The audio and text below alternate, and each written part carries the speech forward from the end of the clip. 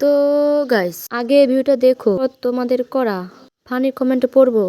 আজকে আমি মাংস দিয়ে নতুন একটা রেসিপি করব যেটা খেতে খুবই টেস্টি। তুমি আমায় অল্প মাংস আনতে কেন বললে? এটুকু মাংস দিয়ে কি হবে? তুমি আগে দেখো মাংস দিয়ে আমি কি রান্না করি আজকে। এটুকু মাংস দিয়ে সবার হয়ে যাবে? তুমি আর একটু বেশি আমাকে আনতে বলতে। আজকে এটুকু দিয়েই বানিয়ে দিই, খেয়ে দেখো, পরে একদিন বেশি করেই বানিয়ে দেবো। আমি তো আনলাম মাংস, তাতে এইগুলো দিয়ে আবার তুমি কি করছো? এই আটা ময়দার মধ্যে মাংস দিচ্ছ?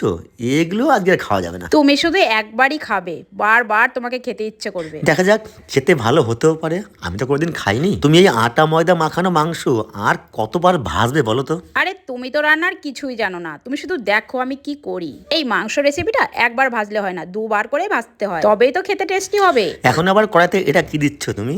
এখানে আমি দিলাম সয়া সস আর টমেটো সস। কথা বলতে বলতে নতুন মাংস রেসিপি পুরো রেডি। দেখে তো হেভি লাগছে, আর আমি ড্রেসটাও পরে নিয়েছি আজকে কোরিয়ান। আর তোমরা হয়তো অনেকেই জানো না যে এই রেসিপির নাম হচ্ছে কোরিয়ান স্পাইসি চিকেন, যেটা আমরা ইউটিউবে দেখেছিলাম, যেটা খেতে এত টেস্টি তোমরা না বানিয়ে খেলে বুঝতেই পারবে না।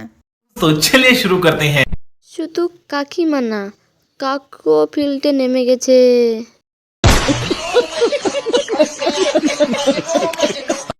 মাংস না না না, মাংস।